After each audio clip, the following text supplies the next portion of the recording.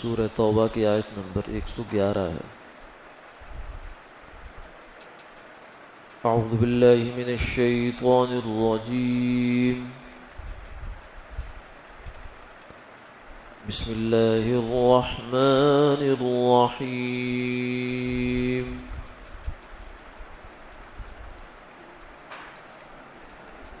ان اللہ اشترى من المؤمنین انفسهم واموالهم بان لهم الجنة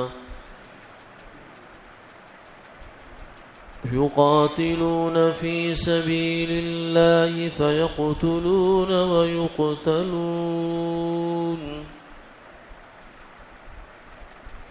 وعدا عليه حقا في التوراة والإنجيل والقرآن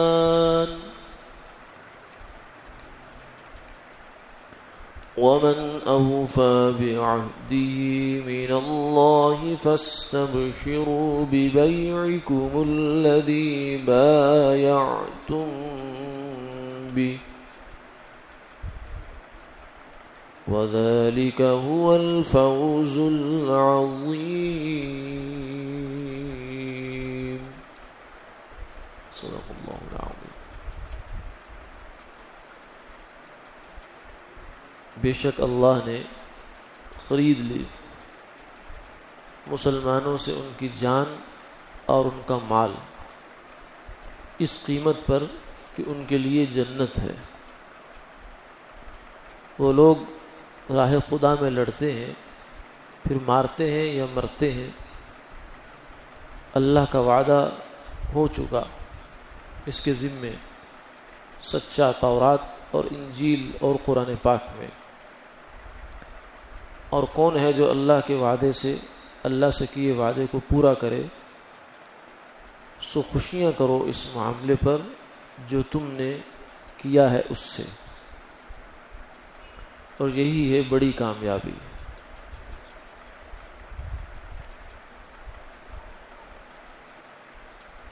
ان آیات کا مفسرین نے پس منظر یہ بیان فرمایا کہ جب مکہ مکرمہ میں 10-11 سال گزر گئے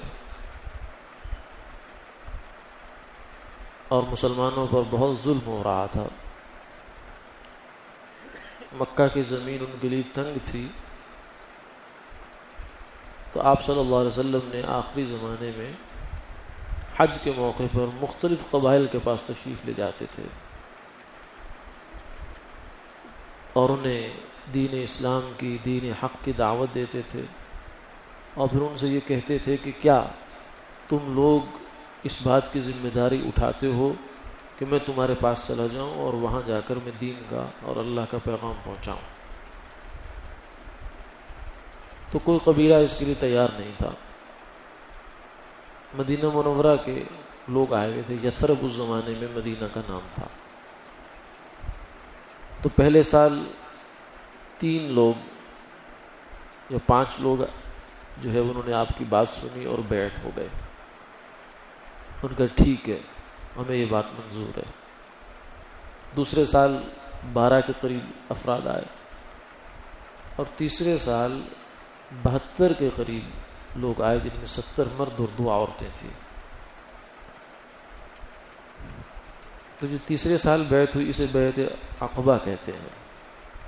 یہ مینا میں جہاں ابھی بھی کنکریاں ماری جاتی، دوسرا شیطان جسے کہتے ہیں، اس کے پاس ایک ٹیلا اور پہاڑی تھی، وہاں یہ بیعت ہوئی تھی۔ اب تو وہ ٹیلا پہاڑی نہیں ہے، اور تو سب برابر ہو گیا میدان۔ تو عقبہ گھاٹی کو کہتے ہیں، وہاں ایک گھاٹی تھی، اس کے اندر یہ بیعت ہوئی تھی۔ تو آپ صلی اللہ علیہ وسلم نے ان سے جب بیعت کرنے لگے تو ان لوگوں نے پوچھا کہ ہمیں کس چیز کے اوپر بیعت کرنی ہے؟ تو آپ نے فرمایا کہ اللہ تعالیٰ کے لیے تو تم سے مطالبہ یہ ہے کہ تم اس کی عبادت کرو کہ اس کا کسی کو شریک نہیں ٹھہراؤ گے، اور میری نسبت سے یہ ہے کہ میری حفاظت کرو گے اپنے جان مال سے بڑھ کر۔ حضرت عبداللہ بن رواحہ رضی اللہ تعالیٰ عنہ تھے، انہوں نے پوچھا کہ اس کے بدلے میں ہمیں کیا ملے گا؟ اللہ کی عبادت کریں گے، آپ کی حفاظت کریں گے، اس کے بدلے میں ہمیں کیا ملے گا؟ تو آپ صلی اللہ علیہ وسلم نے فرمایا کہ اس کے بدلے میں تمہیں جنت ملے گی۔ انہوں نے کہا پھر ٹھیک ہے، پھر سب منظور ہے۔ اس موقع پر یہ آیات نازل ہوئی۔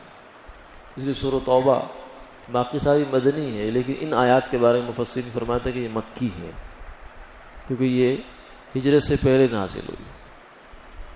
تو اسے فرمایا ان اللہ اشترى من المؤمنین انفسهم واموالهم بان لهم الجنہ، کہ یہ جو تم سے معاہدہ ہو گیا، لین دین کا معاملہ ہو گیا، یہ کیا ہے؟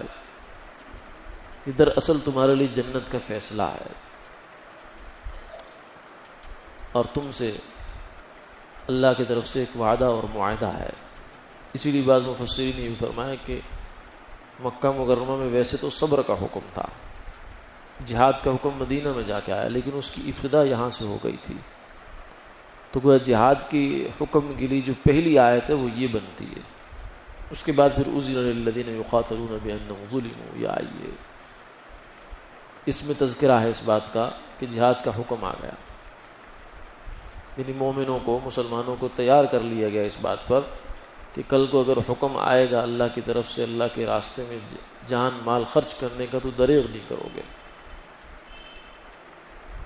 اس آیت کو پڑھ کر عمر رضی اللہ تعالیٰ عنہ اور دیگر صحابہ و تابعین فرمایا کرتے تھے کیا کہنے، کیا خوبصورت سودا ہے کہ جان اللہ کی دی ہوئی، مال اسی کا دیا ہوا، اور وہ کہتا ہے کہ یہ مال مجھے بیچ دو، یہ جان مجھے بیچ دو، اور اس کی قیمت کیا لگاتا ہوں؟ جنت۔ جنت کا مطلب ہمیشہ ہمیشہ کی کامیابی، کبھی نہ ختم ہونے والی کامیابی، کبھی نہ ختم ہونے والی زندگی۔ وَلَلْآخِرَةُ خَيْرٌ وَأَبْقَىٰ۔ فرمایا کہ اس دنیا کی زندگی میں دو فالٹ ہیں، دو نقص ہیں۔ ایک یہ ہے کہ یہ عارضی ہے، دوسرا یہ ہے کہ یہ ناقص بھی ہے، کمتر بھی ہے۔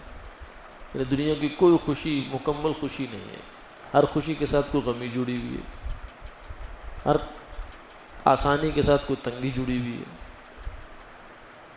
دنیا میں کوئی کسی کو مکمل خوشی نہیں مل سکتی، اس دنیا کا ڈیزائن ہی ایسا ہے، اور پھر اس دنیا کی ایک حد ہے، اس سے اوپر جا ہی نہیں سکتی، استعداد ہے اس کی ایک، اس سے زیادہ یہاں خوشی ہو ہی نہیں سکتی، دنیا کا ظرف اس کو اٹھا نہیں سکتا۔ اور دوسری چیز یہ ہے کہ دنیا عارضی ہے، اس نے ختم ہونا ہے، نہ یہاں کا غم ہمیشہ، نہ یہاں کی خوشی ہمیشہ، نہ یہاں کی حالات ہمیشہ، نہ یہاں کے واقعات ہمیشہ، کسی چیز کو دوام نہیں ہے، سب عارضی ہے۔ لیکن آخرت میں یہ دو چیزیں ہیں، ایک تو خیر، وَلَلْآخِرَةُ خَيْرٌ، وہ اس دنیا کی زندگی سے بہت زیادہ اچھی، بہت اچھی، یعنی کوالٹی کے لحاظ سے جو آخرت میں چیزیں ملیں گی ہمیں، وہ اس دنیا کی زندگی سے کہیں زیادہ، یعنی کوئی 100 اور 50 کی نسبت نہیں ہے، بلکہ لاکھوں اربوں کھربوں گنا زیادہ عمدگی ہے آخرت کے اندر بنسبت دنیا کے، یعنی کوئی جوڑ ہی نہیں ہے آپس میں۔ مٹی سونا پھر بھی ایک جوڑ رکھتی ہیں آپس میں، ہیرا اور مٹی بھی پھر بھی جوڑ رکھتی ہیں آپس میں، ایک مٹی کی گولی بنا لے آدمی اور ایک طرف ہیرا رکھا ہو تو پھر بھی کوئی نسبت ہے آپس میں۔ لیکن آخرت کی زندگی کو دنیا کی زندگی سے کوئی نسبت نہیں ہے، ایسی خیر ہے وہ ابقا۔ اور دوسری صفت یہ ہے کہ وہ ہمیشہ ہمیشہ رہے گی، ہمیشہ ہمیشہ، کبھی نہ ختم ہونے والی، کبھی۔ تو اللہ تعالیٰ نے لیا کیا ہم سے؟ مال لیا اور جان لی، حالانکہ دونوں چیزیں اسی کی دی ہوئی ہے۔ ہمارے پاس اپنا کیا ہے؟ اپنا ناخن تک نہیں ہے، مال اسی کا دیا ہوا۔ جب آدمی ماں کے پیٹ سے باہر آتا ہے تو اس کے ہاتھ میں تو کچھ بھی نہیں ہوتا، اور جب قبر کے پیٹ میں جا رہا ہوتا ہے تب بھی کچھ نہیں ہوتا اس کے پاس۔ بیچ میں اللہ کی عطا ہوتی ہے، کچھ عرصے کے لیے اس کو دے دیا جاتا ہے، وہ مال کو اپنا سمجھتا ہے، کہتا ہے میں ملازمت کر کے کمایا ہے، پھر کہتا ہے میں نے بزنس کر کے کمایا ہے، کوئی کچھ کہتا ہے۔ حقیقت میں تو اللہ تعالیٰ کی عطا ہے، یہ امانت ہے انسان کے پاس۔ مالک عرش را خدا است، ای امانت برائے روز چند نزد ماست۔ فرمایا کہ حقیقی مالک تو ہر چیز کا اللہ ہے، یہ تو ہمارے پاس چند روزہ امانت ہے۔ یہ مکان، یہ گاڑی، یہ بنگلہ، یہ کوٹھی، یہ پیسہ، یہ بینک بیلنس سب امانت ہے، ہمارا ذاتی ملکیت نہیں ہے، اس لیے اس کا حساب دینا ہے۔ ذاتی ملکیت کا تو کوئی حساب نہیں ہوتا، حساب تو دیا جاتا ہے کسی کی چیز کا۔ مالک مکان جب وقت پورا ہوتا ہے تو کہتے ہیں بتاؤ بھائی کیا کھویا کیا پایا، جیسا مکان دیا تھا ویسے ہی واپس کر دو یا بیچ میں گڑبڑ کی ہے۔ تو ایسے ہی مالک جہان جو ہے وہ ہم سے ہمارے جسم کا اور ہمارے روحیں کا ہم سے حساب مانگتا ہے۔ یہ اس بات کی علامت ہے کہ یہ جسم ہمارا نہیں ہے، یہ مال ہمارا نہیں ہے، تو اللہ کی عطا ہے۔ یہ جان دی ہوئی اسی کی تھی، حق تو یہ ہے کہ حق ادا نہ ہوا۔ یعنی اگر آدمی ایک مال کیا ہزاروں لاکھوں کروڑوں اربوں خربوں مال اور ایک جان کیا کروڑوں اربوں خربوں جانے اللہ کے راستے پہ قربان کر دے، نچھاور کر دے، تو بھی حق تو یہ ہے کہ حق ادا نہ ہوا۔ اللہ کے سامنے کیا حق ادا کرے انسان؟ ہماری اپنی تو کچھ ہے ہی نہیں، تو یہ اللہ کی عطا ہے، اور اس کا کتنا خوبصورت انعام ہے کہ اس نے بہانہ بنایا ہے، ایک صورت بنا لی ہے کس بات کی کہ تم سے ہم تمہاری مال اور جان لیتے ہیں، سودا کرو ہمارے ساتھ۔ یعنی عطا کا بہانہ ہے، تو رحمت حق بہانہ بھی جویت، اللہ کی رحمت تو بہانے تلاش کرتی ہے کہ ہم تم سے مال جان لیتے ہیں اور تمہیں جنت دیتے ہیں، اور وہ جنت ایسی کہ یہاں کا نہ مال اس کا مقابلہ کر سکتا ہے، نہ جان اس کے مقابلہ کر سکتی ہے۔ وہاں کی جان ایسی کہ کبھی ختم نہیں ہوگی، یہاں کی جان تو بیچاری ہر وقت ختم ہونے کے خطرے سے دوچار رہتی ہے، ہر وقت یہ خطرہ رہتا ہے کہ مر نہ جاؤں، مر نہ جاؤں، مر نہ جاؤں، بیماری مجھے مار نہ دے، حادثات کا شکار نہ ہو جاؤں، ہر وقت دھڑکا لگا رہتا ہے۔ اور اس جان جو اس کے بدلے میں مل رہی ہے وہ ایسی جان کہ کبھی ختم نہیں ہوگی، موت کو بھی موت آ جائے گی۔ تو یہ تو اللہ کی عطا ہی عطا ہے۔ جیسے فرمایا ان اللہ اشترا، اللہ نے خریدا ہے تم سے۔ یعنی مسلمانوں کو وہ جو بیعت فرما رہے تھے اس وقت ان کو یہ بتا دیا کہ تمہارا سودا بڑا اچھا رہا، تم نے بہت بڑی خیر کا سودا کیا ہے۔ اور اصلاً تو آیت ان کے لیے نازل ہوئی، مگر قیامت تک آنے والے سب انسان اس میں شامل ہو گئے۔ قرآن پاک الفاظ ایسے استعمال کرتا ہے کہ وہ خاص واقعہ بھی اس میں بیان ہو جاتا ہے، اور اس کے بعد عمومی طور سے قیامت تک آنے والے مسلمانوں کے لیے بھی اس کے اندر بشارت کا سامان رہتا ہے۔ تو فرمایا کہ اگر تم بھی چاہو کہ جنت مل جائے تمہیں، اس سودے میں شریک ہو جاؤ، تو بس پھر اپنے مال جان اللہ کے حوالے کر دو۔ یعنی اللہ کے حوالے کرنے کا مطلب کیا ہے کہ جیسے جب جو اللہ کا حکم ہوگا ویسے چل لیں گے۔ اگر اس کی طرف سے حکم آئے گا کہ لے آؤ، میدان جہاد میں لے آؤ، مال جان جو میری دی ہوئی تھی مجھے تم نے بیچ دی، اب اس کا وقت آیا سپرد کرنے کا، قبضہ دینے کا وقت آ رہا ہے اس کا، تو لے آؤ۔ تو اس وقت آدمی مال جان لے کے چل پڑے، جسے صحابہ لے کے چل پڑتے تھے۔ اور اگر ابھی جہاد کا وقت نہیں ہے، کوئی اور حکم کا وقت ہے، جیسے نماز کا وقت ہو گیا، اللہ کا یہ بھی کوئی حکم ہے کہ اٹھو، جان لگاؤ، وقت خرچ کرو، جسمانی صلاحیت لگاؤ، اور ملازمت پہ ہو تو وہاں سے چھٹی لو، کاروبار پہ بیٹھے ہو، دکان پہ بیٹھے ہو، وہاں سے اٹھو، مال کا نقصان ہوتا ہونے دو، یہ مال تمہارا ہے ہی، کبھی تو ہمارا ہو چکا ہے، اب ہمارا حکم آ گیا نماز کا، اٹھ کے چل پڑو۔